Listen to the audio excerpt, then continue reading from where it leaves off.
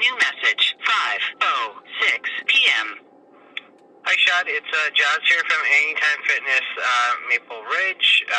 Just reaching out to you regarding masks and whatnot. So I do see here that you are a member of the Chilliwack location as well. So Chilliwack is your home gym. So members here at this location, for whoever, anyone who has an issue with wearing a mask all the time, we've just told them to take a break from the gym right now. It's just in order for the safety of everyone else as well. We're just following what the mandate is. If you do have an issue with that, it's just for us to protect the safety of all members as well. Maybe just take some time off from the gym. You're more than welcome to ask your home gym to put your account on a freeze, as they're the ones that collected youth. But right now we are just making it mandatory for everyone. And anyone that has any kind of medical reason, we've just asked them to, take it easy for a bit, and we have gone ahead and put their membership on a pause in that sense. So you can give me a call back at 604-477-5552 if you have any other further questions. You can always reach out to your home gym, as your home gym is Chilliwack. Thanks, Sam. Have a great day. Bye-bye.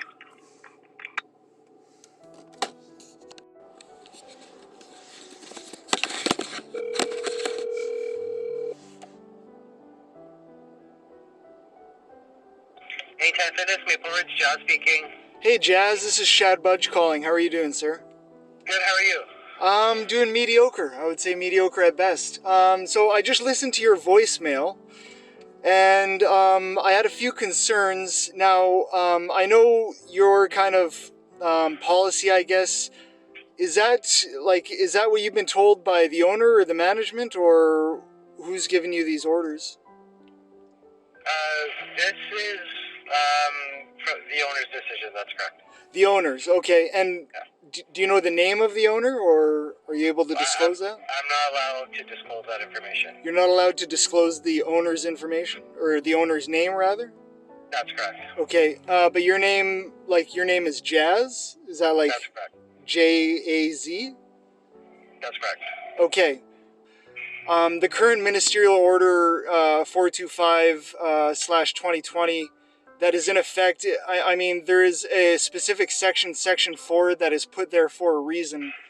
And that's so people that are unable to wear face coverings are not discriminated against, right? So I myself have a disability where I cannot wear a face covering of any form.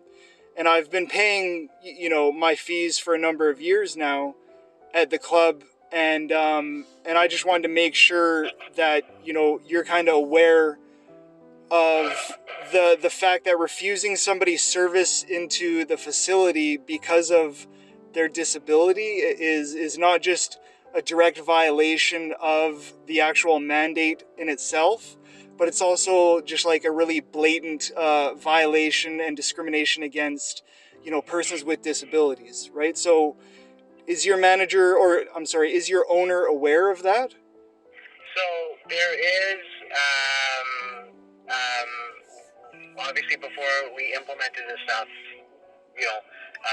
we did do our research as well, and for the safety of other members that we have in the gym, it is something that we are able to enforce. If that is your stance, just be aware, or at least make your owner aware that they didn't just put Section 4 into the mandate for fun, right? Like, they put it in there specifically to avoid instances like this, right? So some people are they're kind of using the the ministerial order in effect as like a buffet, right? Like, oh, I like a little bit of this Section 1, I like Section 2. Oh, I don't really like Section 4, I don't want to use Section 4. It's not really how it works, right? You have to enforce every aspect of the order, and a big part of that is avoiding discriminating against people with disabilities. So if you could go ahead and make your owner aware of that, I would strongly advise him to reconsider his position on the matter, because as far as the things that I've been hearing and the human rights advocates and the constitutional lawyers that I've talked to, it is really kind of a blatant violation on numerous different levels. So if you guys are going to go ahead and, prohibit me from accessing the facilities, even though I have a medical doctor's note that, clearly states that I'm unable to wear any sort of face coverings, and that is my disability. If you guys are going to prohibit me from using the facilities because of that disability that I have, I'm just going to go ahead and, take the recourse, that may be, in the human rights and constitutional field that I think is appropriate to solve this. But if you could go ahead and make sure that your owner is aware, like from your standpoint, are you aware that, some of the aforementioned things that I'm saying, are you guys completely aware of this? Are you well versed in the field? You already dealt with it, or? So, like I said, I'll let the owner know about that, and I'll leave that in his hands. So I appreciate you pointing that out to me. But I will definitely pass that message off to him and leave it in his hands, because it is his business, right? So, and then he can kind of go from there where he'd like to go with that. Yeah. Is there any sort of what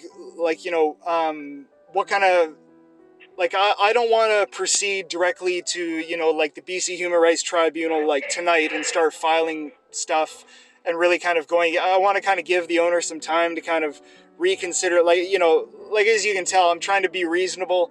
I'm just a homeless dude living in a vehicle that's trying to have a shower once a day. You know what I'm saying? And I pay a lot of money for that shower, and it's really unfortunate that I can't, access a lot of facilities, because of my disability. So if you could, is there any sort of time frame where I can expect a response from this gentleman? He normally lives out on the island, so like I said, I'll shoot that message off to him, and then once I hear back from him, we can kind of go from there. But okay, could you give me a response in email form, just regardless? I would really appreciate that, Jazz, if you could. And I'll wait 3 days or whatever until I start, filing through the process to escalate this to further litigation. Yeah, once I hear back from him, I'll definitely get back to you. Okay, I look forward to your response, and like I said, if I don't hear anything back within 3 days, then I'll just kind of move forward. Okay. Thank you, sir. Okay, here. This incident took place on April 13th of 2021. I did not hear back from Jazz or the owner, and I now patiently wait for a hearing with the BC Human Rights Tribunal. Please note that I am suing a local library and gym for wrongfully terminating my ability to utilize their services due to my doctor-issued medical exemption from wearing face coverings. Those discriminatory actions have had severe consequences, like reducing my ability to shower from once a day down to once or twice a month. It is a precedent-setting case that is going to lay the foundational standard for people that are denied services because they are unable to wear face coverings. Furthermore, I've spent copious amounts of time over the last couple of years attempting to enact neurospecific human rights into Canadian legislation, during which I have acquired the support of half a dozen current members of Parliament. We desperately need some absolute human rights which cannot be restricted or suspended for any reason, even during a declared state of emergency, especially considering the egregious historical context of catastrophes like MKUltra.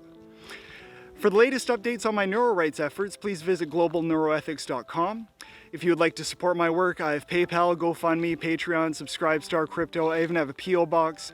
You name it, I got it. All the links are in the description below. Feel free to like, share, and subscribe, and always remember that tyranny does not come from tyrants. Tyranny comes from mass compliance. Peace out and be safe.